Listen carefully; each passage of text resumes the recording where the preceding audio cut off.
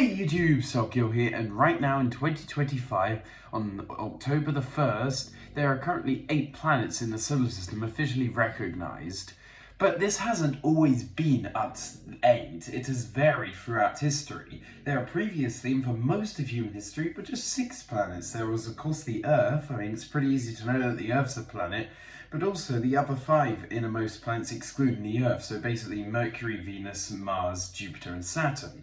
These planets can be observed with the naked eye. Although with the naked eye they just look like stars, they were observed to move a lot greater in distance than the other stars in the background behind them between nights. So people figured correctly, like the Romans and ancient Greeks, that they were distinct from the stars. And of course they were correct with that. They're planets. So they were known in a way for thousands of years, and it remained that way until the 1780s, 6 planets. But then William Herschel, a British astronomer, accidentally discovered Uranus. He thought at first that it wasn't even a planet, but instead a star, which explains why he initially called it the Georgium Sidus, the George of Star, which was named after the current British king at the time, George III, in his honour. But of course the rest of the world didn't adopt that because most of the world doesn't have the British king as well their king, let alone a king at all. So the planet of Uranus became the 7th planet in the solar system,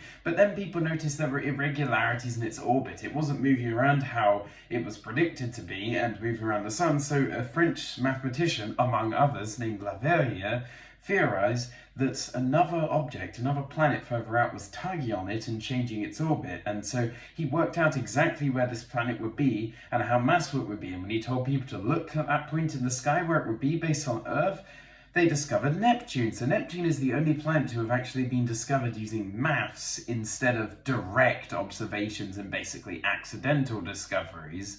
Now, after Neptune was discovered, there was a bit of a conundrum. Asteroids started to be discovered, such as Vesta and Ceres, but the problem with these was so many of these started popping up. There are tens of thousands in the asteroid belt alone, let alone including the Kuiper belt.